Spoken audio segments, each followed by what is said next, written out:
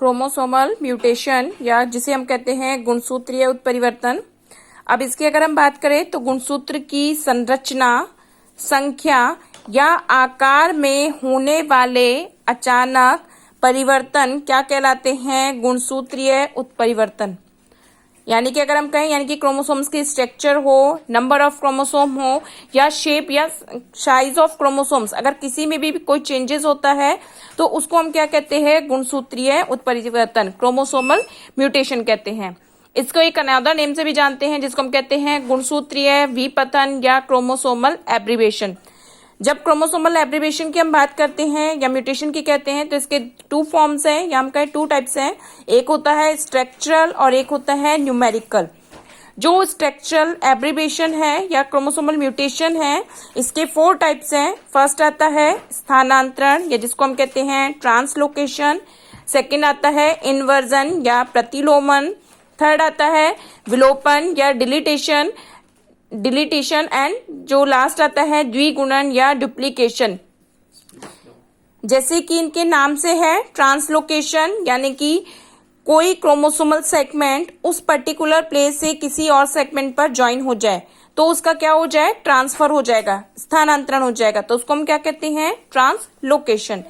Inversion, जैसे chromosome का कोई सेगमेंट है, वो क्रोमोसोमल सेगमेंट का जो सीक्वेंस होता है वो सीक्वेंस चेंज होकर अपोजिट या किसी और सीक्वेंस में अगर ज्वाइन हो जाता है तो उसको हम क्या कहते हैं? प्रतिलोमन या इन्वर्जन। इसी टाइप से डिलीटेशन या डिलीटेशन में क्या होता है? इसमें जो क्रोमोसोम का कोई सेगमेंट है वो ब्रेक हुआ, ब्रेक होने के बाद वो डिस्ट्रॉय हो गया, तो उसकी वजह से जो क्रोमोसोम का सेगमेंट है वो शॉर्ट हो गया, तो इसको हम क्या कहते हैं? Deletion and duplication. क्रोमोसोम पर कोई सेकेंड सेगमेंट ज्वाइन हो गया तो उसको हम क्या कहते हैं? डुप्लीकेशन। तो ये सारे तो क्या होते हैं? क्रोमोसोम्स की स्ट्रक्चर में चेंज है, तो इसको हम कहते हैं स्ट्रक्चरल या संरचनात्मक म्यूटेशन या उत्परिवर्तन, गुणसूत्रीय उत्परिवर्तन।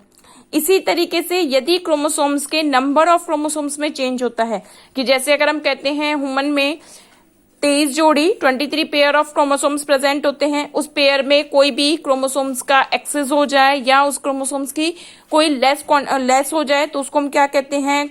Numerical change in chromosome. तो इसको हम 2 टाइप से डिफाइन करते हैं, सुगुणिता या असुगुणिता।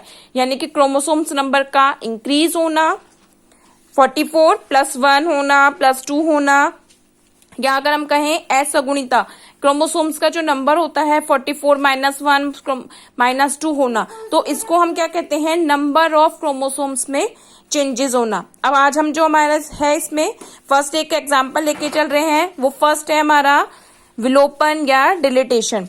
इसमें क्या होगा कि कोई भी क्रोमोसोम का सेगमेंट ब्रेक हो जाता है, टूट जाता है और टूटकर वो क्या हो जाता है? लुप्त हो जाता है, यानी कि डिस्ट्रॉय हो जाता है, तो उस नंबर ऑफ क्रोमोसोम्स की क्या हो जाती है?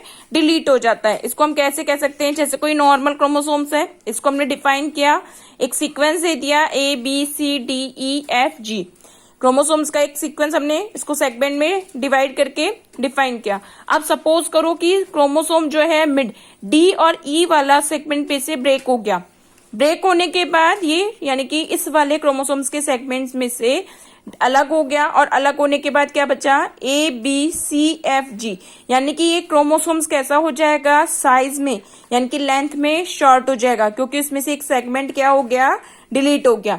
अब ये चेंजेस होते कब है? मोस्ट इंपॉर्टेंटली कि म्यूटेशन इफेक्ट होता कब है? तो म्यूटेशन इफेक्ट होता है when the crossing over is there, यानी कि जब सेल साइकिल चलता है और सेल साइकिल में क्रोमोसोम्स में क्रॉसिंग ओवर होती है, तो क्रॉसिंग ओवर्स में जब ये अपने अपने जेनेटिक मटेरियल का एक्सचेंज करते हैं तब इस टाइप के क्रोमोसोमल म्यूटेशंस या हम कहें जो म्यूटेशन क्रिएट होते हैं।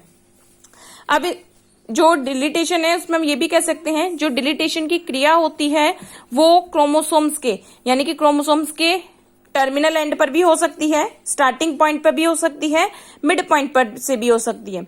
यदि स्टार्टिंग पॉइंट पर होती है यानी कि हेड पोर्शन पे होती है तो उसको हम क्या कहते हैं? Terminal deletion. यदि जो म्यूटेशन है उसमें सेगमेंट अगर हेड पोर्शन पे से सिरे पर से अगर डिलीट हो रहा है तो उसको हम कहते हैं टर्मिनल डिलीटेशन। और यदि डिलीटेशन कहाँ हो रहा है? मिड में से, इंटर कैलरी यानी कि मध्य में से होता है तो उसको हम क्या कहते हैं, इंटर कैलरी डिलीटेशन। तो जो क्रोमोसोम्स है का जो सेगमेंट है वो मिड में से या हेड पे से, टर्मिनल पॉइंट पे से कहीं से भी डिलीट हो सकता है। अब इसके मोस्ट इंपॉर्टेंट जो एग्जाम है वो 2 एग्जाम्पल है। फर्स्ट अगर हम देखें जैसे क्राइडू-चेट सिंड्रोम, ये सिंड्रोम क्रिएट कब होता है, जैसे ह्यूमन बीइंग है जो 5वां सेगमेंट है वो 5वें सेगमेंट में अगर कोई पोर्शन डिलीट हो जाता है तो इस टाइप का सिंड्रोम क्रिएट होता है। अब इसमें इफेक्ट क्या होता है कि जो भी एंसेस्टर यानी कि चाइल्ड्स में इस सिंड्रोम की वजह से फर्स्ट ऑफ ऑल वो कैसा होगा, मंदबुद्धि होगा यानी कि डिसेबल्ड होगा।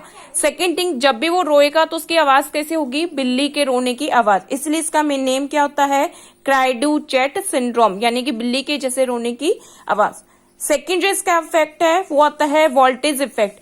वोल्टेज इफेक्ट ये किसमें था, चूहों में, या हम कहें मूसों में इस टाइप का इफेक्ट देखा गया था कि जो चूहे होते हैं वो नॉर्मली स्ट्रेट लाइन में मूव करते हैं, लेकिन इनमें इस क्रोमोसोम्स के डिलीटेशंस की वजह से वो स्ट्रेट लाइन में ना चलकर सर्कुलर वे में डांस करते हुए वो मूव करते हैं। तो इस इफेक्ट को कहा जाता है वोल्टेज इफेक्ट, क्योंकि ये एक डांस फॉर्म है जो कि जर्मनी में पाई जाती है। ओके, तो ये आपका टॉपिक था डिलीटेशन।